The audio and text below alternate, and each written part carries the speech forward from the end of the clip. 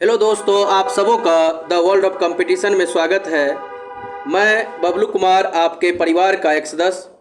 हम लोगों का भूगोल का टेस्ट चल रहा था। भारत का भूगोल अति महत्वपूर्ण प्रश्न के तौर पर हमने कुछ क्वेश्चन को सेलेक्ट किया है। वो प्रश्न प्रीवियस ईयर है और most repeated and expected questions है। तो भारत के भूगोल से वो प्रश्न बार बार पूछा जाता है। हम इससे पहले 2 टेस्ट करवा चुके हैं 25-25 क्वेश्चन का। 50 क्वेश्चन हम लोग का क्लियर हो चुका है।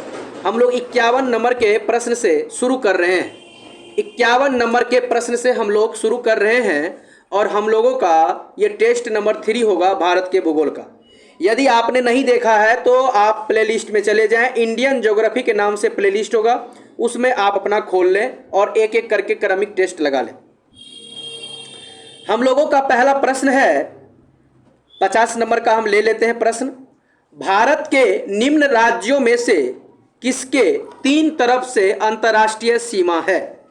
तो आपको पता है 3 ओर से जो घिरा हुआ राज्य है वो त्रिपुरा है। 3 ओर से घिरा हुआ राज्य त्रिपुरा है, जो बांग्लादेश हमारे इस त्रिपुरा राज्य को तीनों ओर से घेरे हुआ है। तो इसका उत्तर ऑप्शन सी हो जाएगा। बिल्कुल, आपने अगर अटेम्प्ट किया होगा तो आपका उत्तर बिल्कुल सही है। आप प्रश्न को पढ़ने के बाद पहले अपने स्वतः में अटेम्प्ट करें। अगर आपको बन रहा होगा तो अति उत्तम, नहीं बन रहा होगा तो आप हमारे शब्द का भी ध्यान रखेंगे, फिर आपका उस प्रश्न क्लियर हो जाएगा। तो अगला प्रश्न है, भारत को अपने पड़ोसी देशों के मध्य अंतर्राष्ट्रीय सीमा के विस्तार का आरोही क्रम क्या है? बहुत अच्छा प्रश्न है। तो आप देखेंगे आरोही क्रम का मतलब होता है बढ़ते रूप में। तो सबसे पहले नेपाल हो जाएगा। नेपाल से बड़ा सीमा लगता है पाकिस्तान के साथ। पाकिस्तान से बड़ा सीमा लगता है चीन के साथ और उससे बड़ा सीमा लगता है बांग्लादेश के साथ।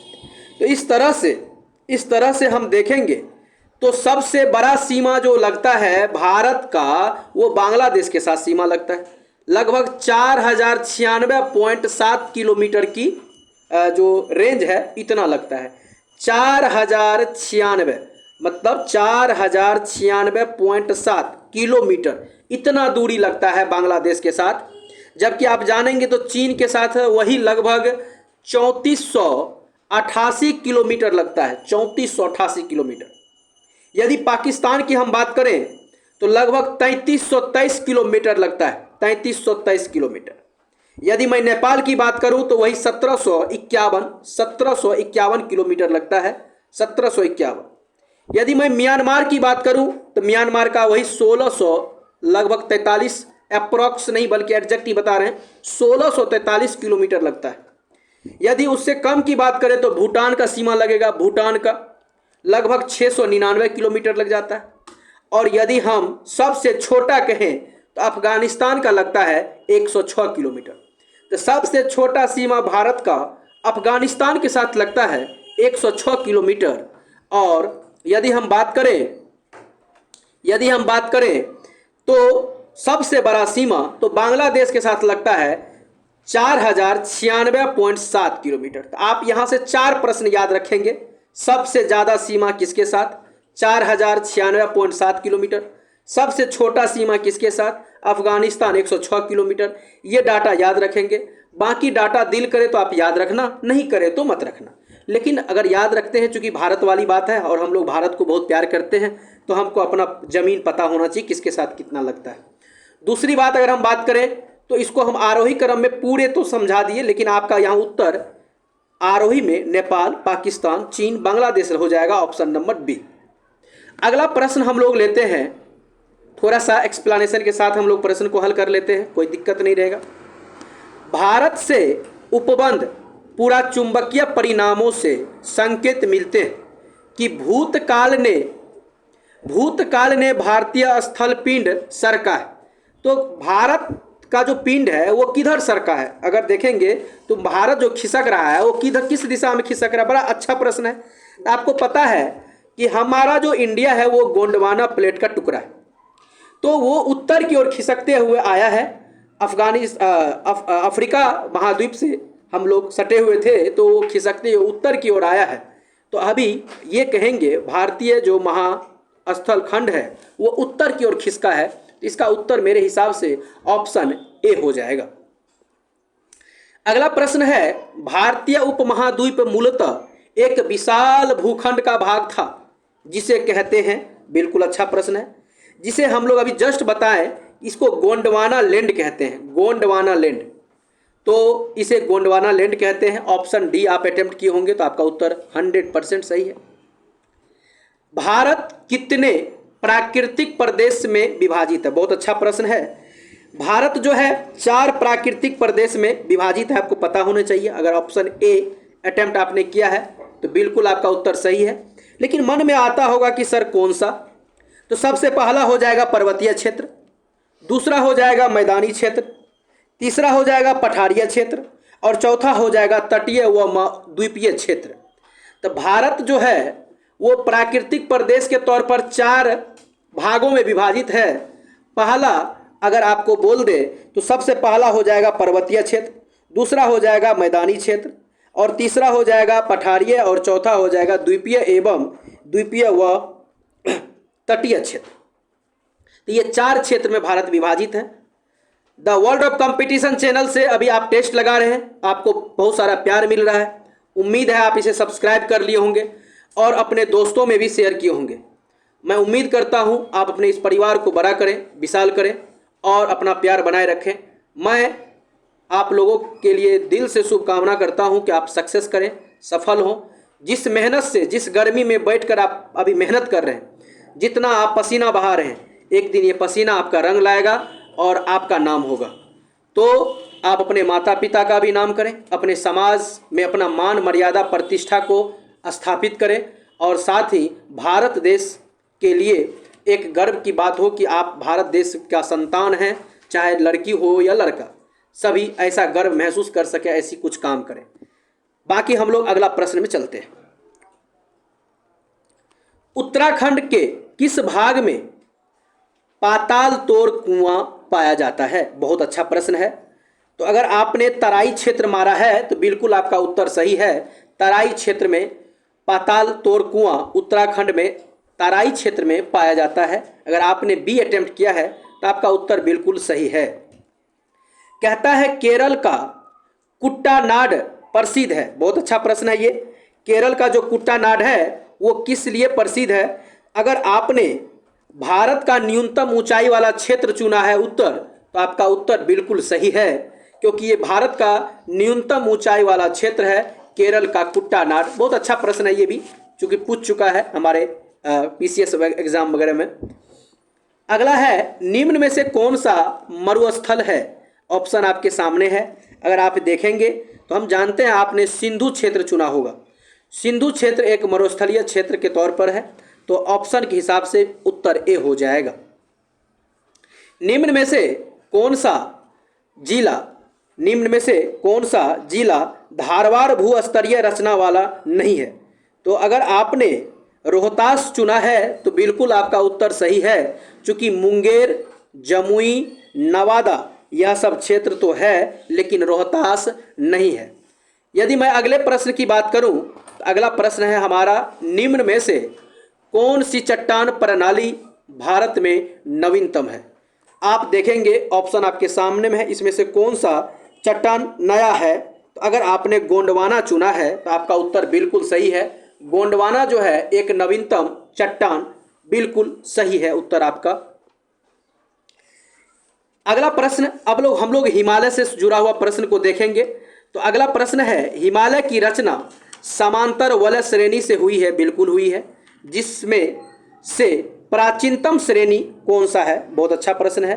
तो प्राचीनतम श्रेणी अगर आपने पूछा तो हिमालय के 4 भाग होते हैं। हिमालय 4 भागों में बटा हुआ है। सबसे पहला जो है उसको ट्रांस हिमालय हम लोग कहते हैं। ट्रांस हिमालय जो कि सबसे पुराना हिमालय है। अगर हिमालय देखें तो एक नवीन पर्वत है, लेकिन नवीन पर्वत या यौवन पर्वत है, ये यंग पर्वत है, लेकिन इसके बावजूद भी यह हिमालय 4 भागों में बटा हुआ है। पहला जो लेयर बना था उसका नाम है ट्रांस हिमालय, उसके बाद जो बना उसका नाम है महान या बृहत हिमालय, और तीसरा जो बना वो लघु हिमालय, और चौथा जो या मध्य हिमालय, चौथा जो बना उसको कहते हैं हम लोग शिवालिक हिमालय। तो अगर हम देखें तो इस चारों में सबसे पहला अर्थात प्राचीन पूछा है तो हम इसको उत्तर चुनेंगे ट्रांस हिमालय। लेकिन ऑप्शन को देखते हुए नहीं है, तो ऑप्शन में जब नहीं है तो हम इसको चुनेंगे बृहत हिमालय श्रेणी। ऑप्शन के हिसाब से यहाँ बृहत ही हो जाएगा।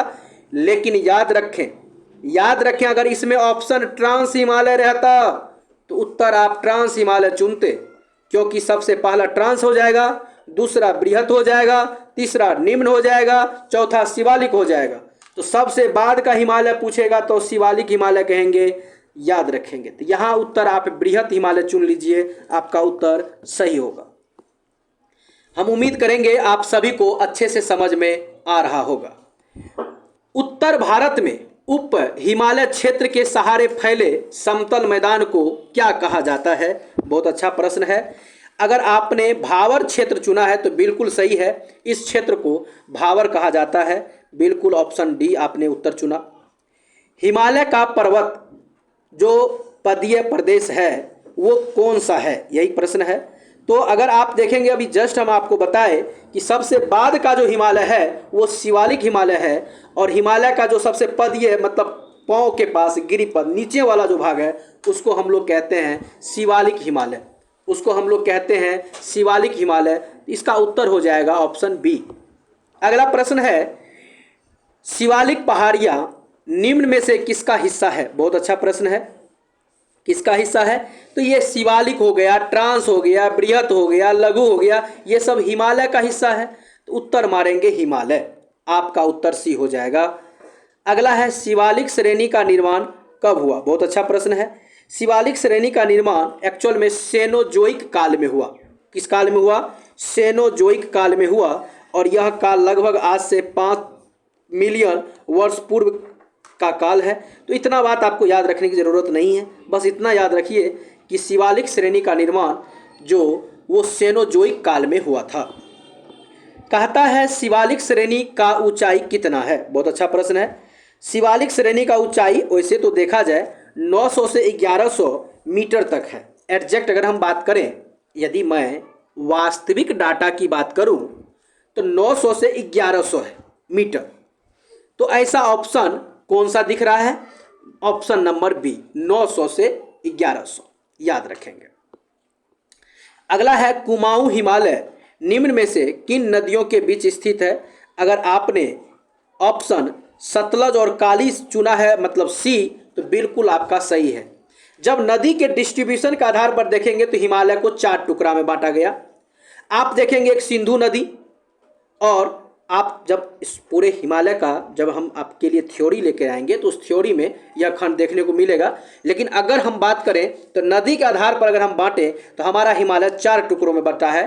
एक हमारा कश्मीर हिमालय है, दूसरा कुमायूं, जो तीसरा है हमारा नेपाल हिमालय, और चौथा है असम। अर्थात अगर हम बात करें तो हमको यहाँ पर दिखेगा सतलज और काली के बीच जो है, सतलज नदी और काली, सतलज और काली के बीच जो है वो हो जाएगा कुमायूं हिमालय। ऑप्शन सी आपने उत्तर चुना, सही है। शिवालिक सेल समूह के दक्षिण में भावर क्षेत्र उदाहरण है। बहुत अच्छा प्रश्न है। जो भावर है वो किस चीज़ का एग्जाम्पल है? तो ये गिरिपद का। चूंकि शिवालिक जब ये कह दिया तो तभी समझ में आ जाना चाहिए आपको, यहाँ गिरिपद चुनेंगे। चूंकि हिमालय के निचला स्तर का ये भाग हो जाएगा तो गिरिपद चुनेंगे। अगला प्रश्न है, लघु हिमालय स्थित है मध्य में, मतलब लघु हिमालय किस 2 हिमालय के बीच स्थित है? अभी हमने जस्ट बताया था कि हिमालय का 4 टुकड़ा है। पहला ट्रांस हिमालय, दूसरा बृहत हिमालय, तीसरा लघु हिमालय, चौथा शिवालिक हिमालय। तो आप अगर लघु हिमालय चुनेंगे तो कौन सा हो जाएगा? सबसे नीचा में शिवालिक, ऊपर में महान। तो महान और शिवालिक के बीच में जो हिमालय है उसका नाम है लघु हिमालय। तो ऑप्शन नंबर आप इसका चुन लेंगे, कौन सा?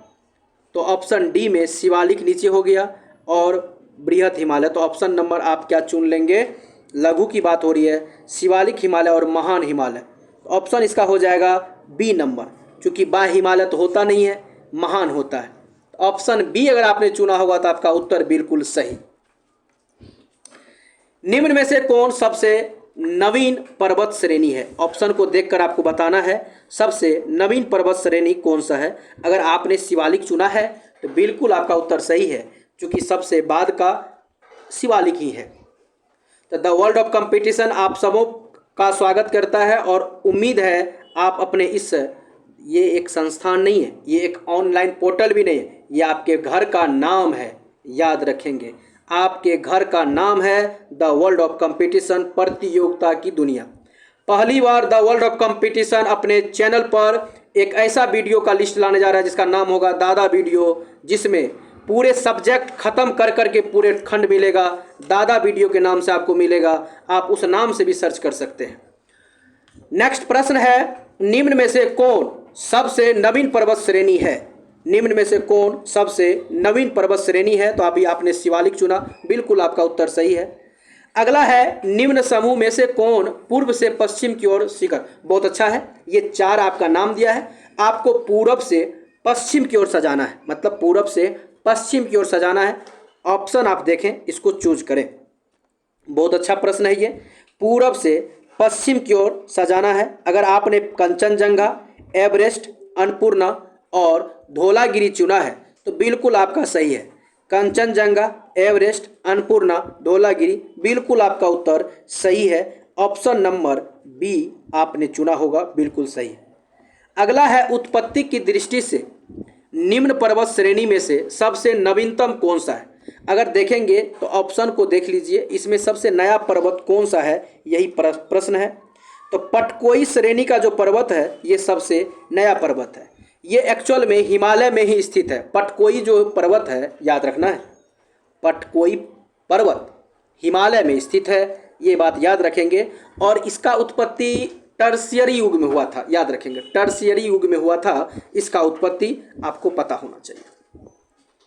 सर एक्स्ट्रा डाटा जो बताते, देखिए एक्स्ट्रा डाटा में वही हम बताते जिसका उम्मीद है पूछने का, या जो पूछ चुका है वही हम एक्स्ट्रा कुछ बात बता देते हैं। हम नहीं चाहते कि आपका दिमाग में कुछ एक्स्ट्रा कचरा डाले, ऐसा कुछ नहीं। निम्न राज्यों में से कौन सा पटकाई जो पहाड़ी से संलग्न नहीं है? बहुत अच्छा प्रश्न है, कौन सा पहाड़ी से संलग्न नहीं है? अगर आपने त्रिपुरा चुना है तो बिल्कुल सही चुना है, त्रिपुरा जो है कनेक्ट नहीं है।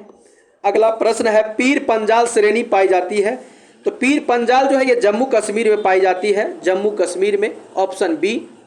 अगला प्रश्न है, निम्न हिमालय पर्वत श्रेणी में से किस पर्वत श्रेणी को अटल टनल मतलब पार करती है? बहुत अच्छा प्रश्न है, किस श्रेणी को अटल टनल पार करती है?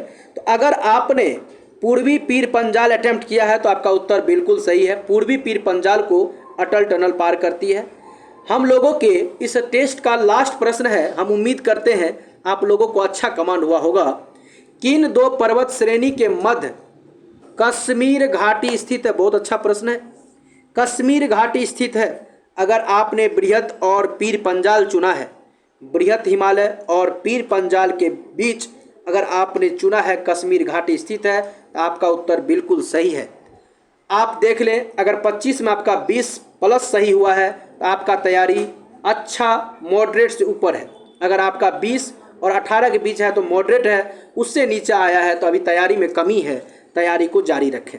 हम लोग मिलते हैं अगले चौथा टेस्ट के साथ पुनः। धन्यवाद, बहुत सारी शुभकामनाएं।